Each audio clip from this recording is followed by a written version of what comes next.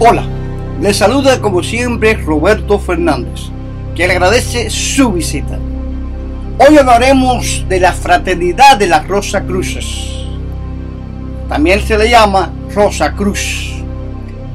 Miren, bajo el signo de la rosa y de la cruz, el emblema de la Rosa Cruz podría considerarse como la expresión de ciertas manifestaciones herméticas emanadas del clima espiritual, político y religioso del momento.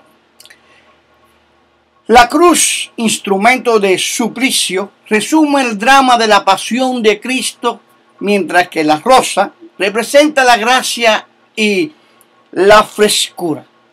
Además, la cruz, objeto sagrado y signo de compromiso, se opone a la rosa, que es sólo la manifestación de la fugacidad de la vida. Por último, la cruz, que simboliza la muerte, está unida a la rosa, que simboliza la vida. De esta manera, la Rosa Cruz puede considerarse como la mezcla exacta de lo efímero y de lo eterno. Pero ¿cómo surgió esa fraternidad de la Rosa Cruz? Pues en realidad su existencia fue debido a un juego de intelectuales, reflejo del pensamiento espiritual. La fraternidad de la Rosa Cruz, que desde Alemania se dispersó en el siglo XVII por Europa, todavía permanece viva, aunque no por eso se ha acentrado el misterio de sus orígenes. Pero usted, amigo que me ve y escucha, quédese aquí para saber más de ese fantástico tema, y si no se ha suscrito a nuestro canal Magistral Runa aquí en Facebook, hágalo, o en YouTube, hágalo ahora mismo. Pídame amistad en Facebook, yo se la daré, o simplemente suscríbase aquí en YouTube. Lo invitamos.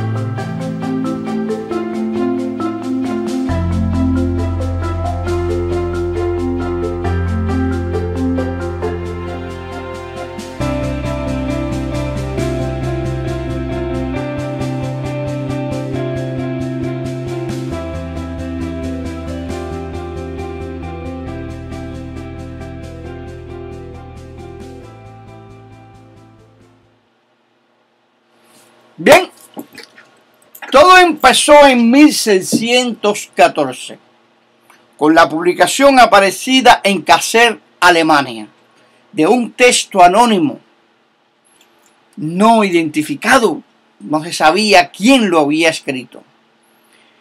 La fama de la fraternidad seguido muy pronto por un segundo texto, Confesión de la Fraternidad, y por un tercero, Las bodas químicas de Christian Rosenkreuz, año 1454. Estos tres manifiestos revelan la historia, los estatutos y el programa de una cofradía hasta entonces desconocida, la loable Orden de las Rosacruces. En la época de la guerra de religión, estos textos predicaban salvar al hombre de sus errores.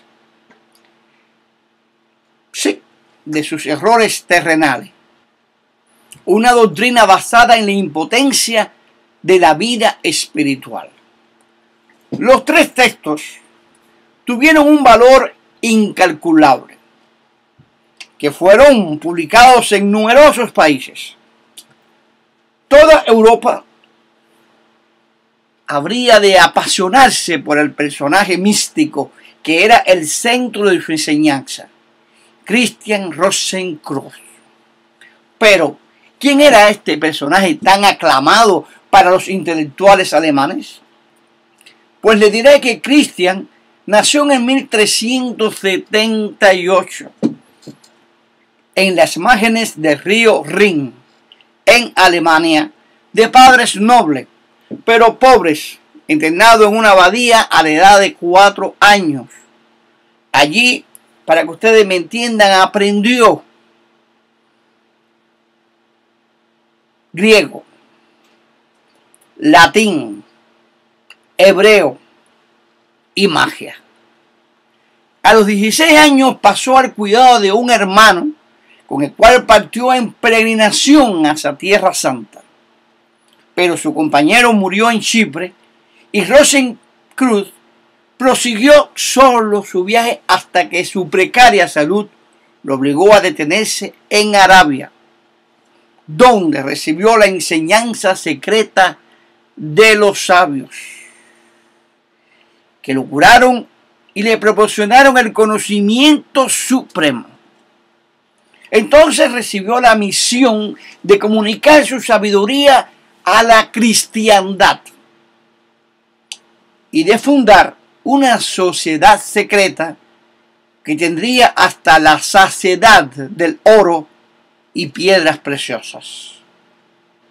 Con este conocimiento y riqueza sería fácil entrar a las cortes y enseñar a los reyes. Rosenkreuz viajó a España, donde llevó a cabo un retiro de 5 años. Reclutó a 3 compañeros que le juraron fidelidad y redactaron bajo su dirección los escritos de la cofradía.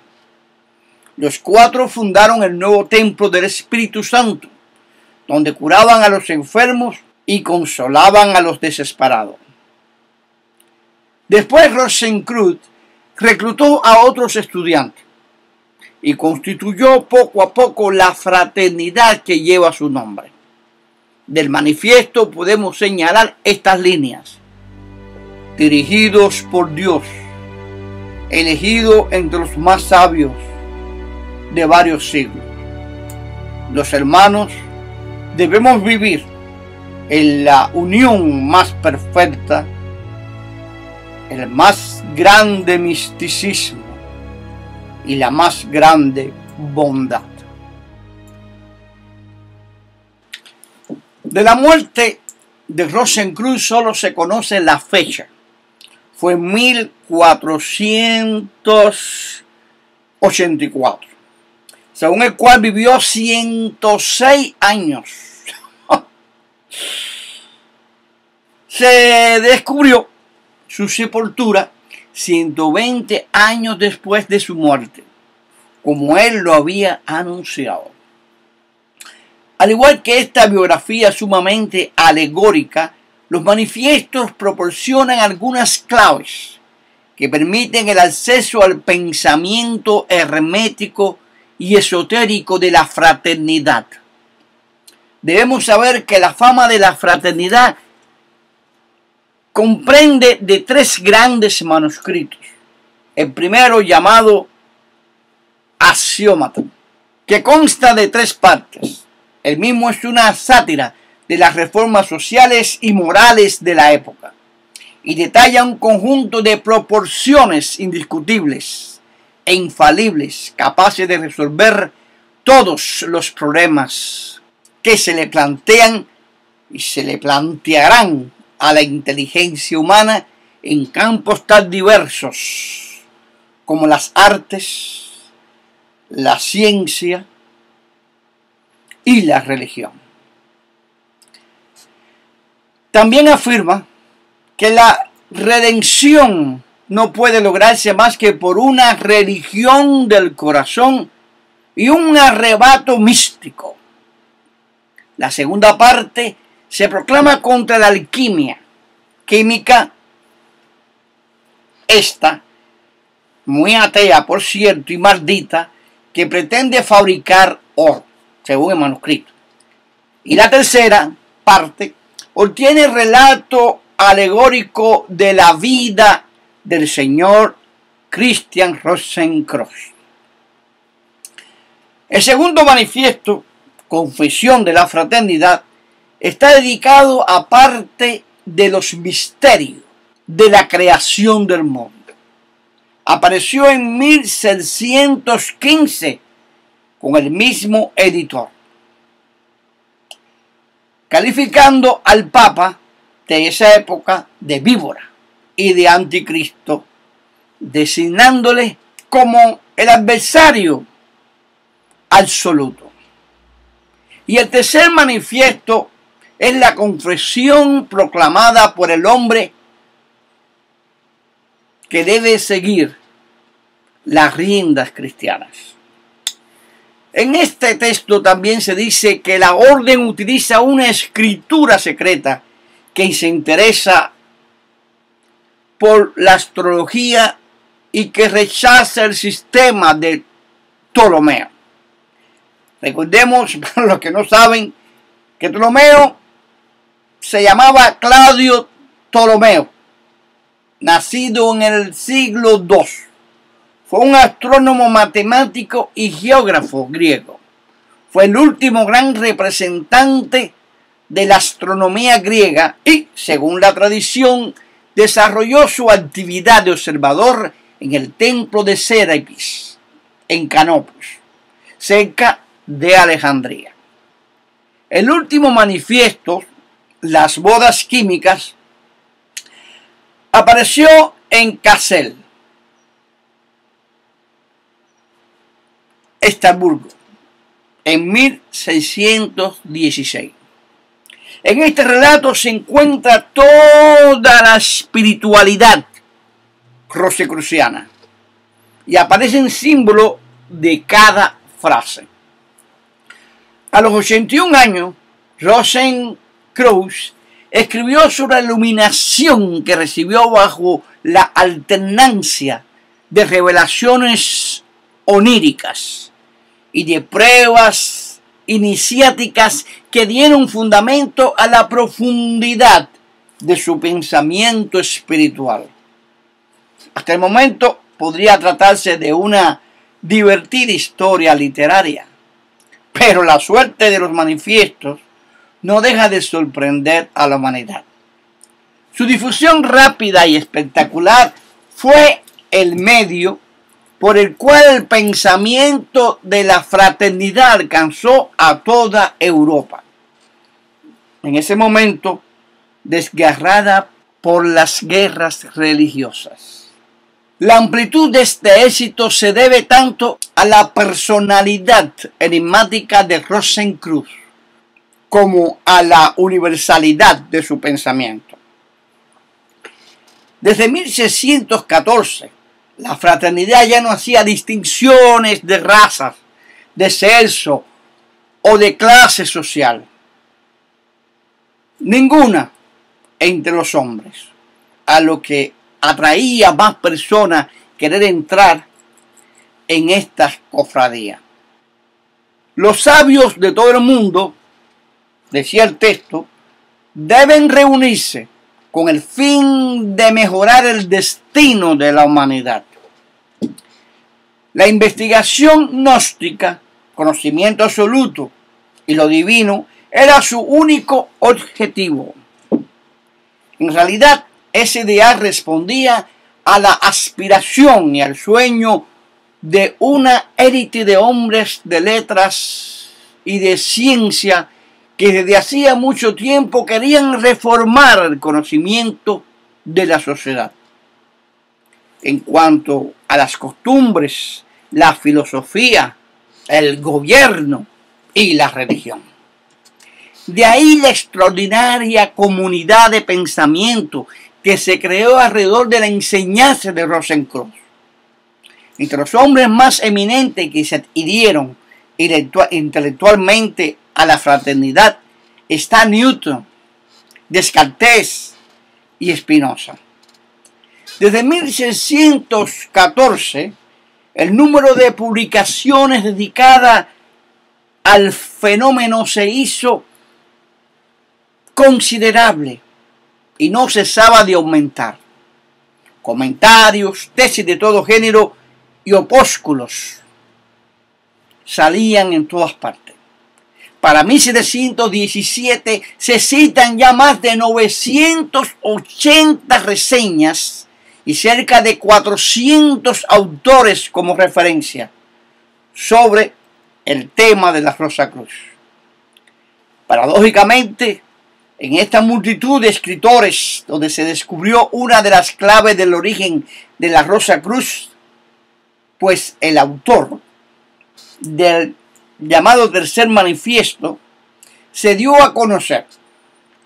Se trataba de Johann Valentin Andrea, nacido en 1586 y fallecido en el 1654. Este hijo de pastor, sobrino de un famoso teólogo cuyo sobrenombre era el Segundo Lutero, fue uno de los hombres más sabios de su época. Había adquirido una vasta cultura en lenguas antiguas y modernas, en matemática, historia, geografía, geología, genealogía y teología. En efecto, fue Andrea quien a la edad de 17 años escribió Las bodas químicas de Christian. Los dos primeros manifiestos también fueron redactados por él, en colaboración con dos amigos, Hans Hedhans y Christoph Bissort, quienes sin duda eligieron permanecer en el anonimato. Por tanto, muchas personas pensaban que el manifiesto, aunque habían sido supervisados por Rosenkreuz, pero la gente pensaba que él mismo los había escrito. Y no fue así. Este personaje, Andrea, también fue influido por el pensamiento luterano y de Rosenkreuz. Al parecer, inspiró en el blasón de Lutero para realizar el de los Rosacruces, una cruz de San Andrés, rodeada de 4 rosas. Pero todavía faltaba lo más extraordinario.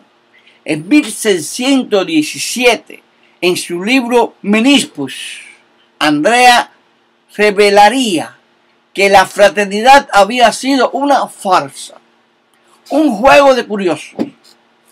2 años más tarde, hablaría de un juego de intelectuales. La invención de la Rosacruz había sido una broma.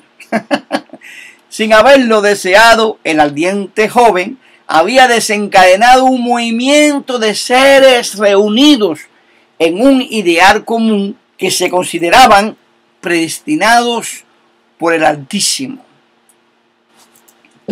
Así, desde el 1622, las paredes de París se cubrieron con extraños anuncios. Nosotros, diputados del Colegio Principal de los Hermanos de la Rosacruz, pasamos una temporada visible e invisible en esta ciudad.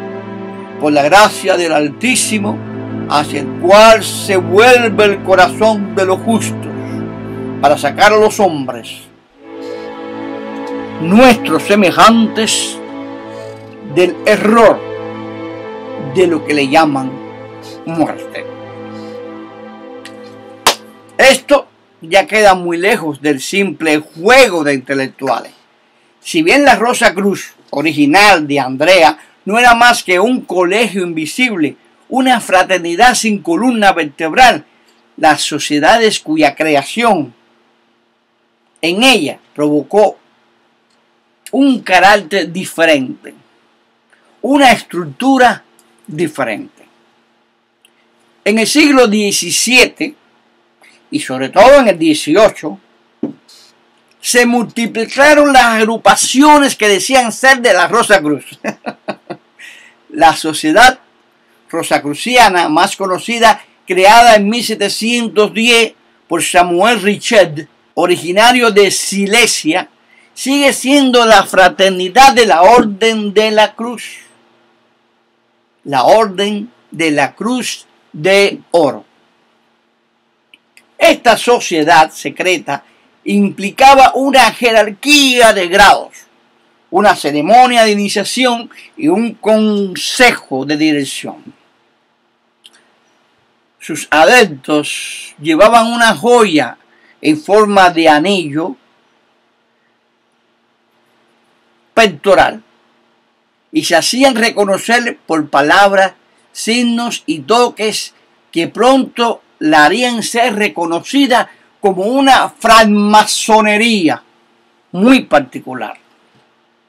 Pero aunque por sus rituales y sus lugares de reunión, estos nuevos grupos inspirados en la Rosa Cruz se asemejaban mucho a la jerarquía masónica por su organización interna, ellos más bien se parecían a una sociedad política. Más tarde se constituyeron otras agrupaciones en torno del pensamiento rosacruciano. Este es el caso de los Iluminados de Aviñón. El movimiento rosacruciano habría de experimentar un largo adormecimiento antes de renacer hacia finales del siglo XIX. En 1888, en la Francia Stanislas de Guaita, 1861-1897, influido por el esoterismo, el novelista Joseph Peledan fundó la orden cabalística de la Rosa Cruz. 2 años más tarde, tomando en cuenta que la orden era anticatólica, Peledan renunció y fundó la Rosa Cruz Estética. La organizó como una cofradía de caridad intelectual orientada al arte. Trabó amistad con artistas como Eric Satie y abrió en París un salón Rosacruz. Así, Peledan influyó a su manera en las artes plásticas.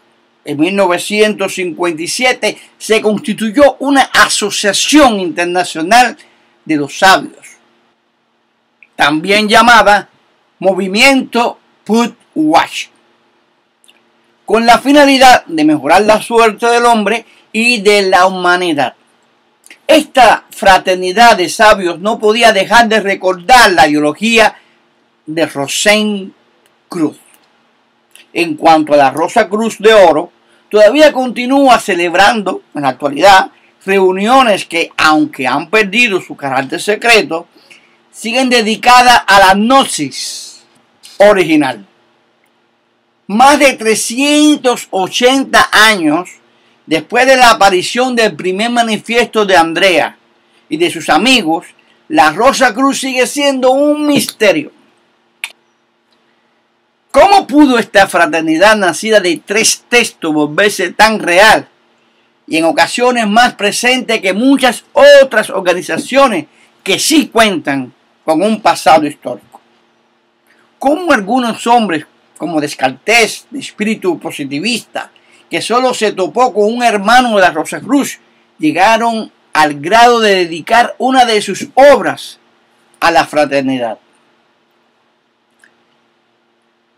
Después de todo esto, mi amigo, no importa la intención de su autor, incluso si se concibieron como una broma, los manifiestos llegaron a ser la expresión de una corriente en el mensaje a una sociedad que deseaba erigirse sobre bases armoniosas. Y eso es lo que define a esta organización de la Rosacruz, que actualmente sigue viva, que al morir Rosacruz, otros la continuaron como de ellos mismos, muy propia. Y hasta aquí el tema de hoy. Espero que haya sido de su agrado. Les mando un saludo especial a todos mis amigos y les deseo, como siempre, mucho amor, salud, paz y dinero.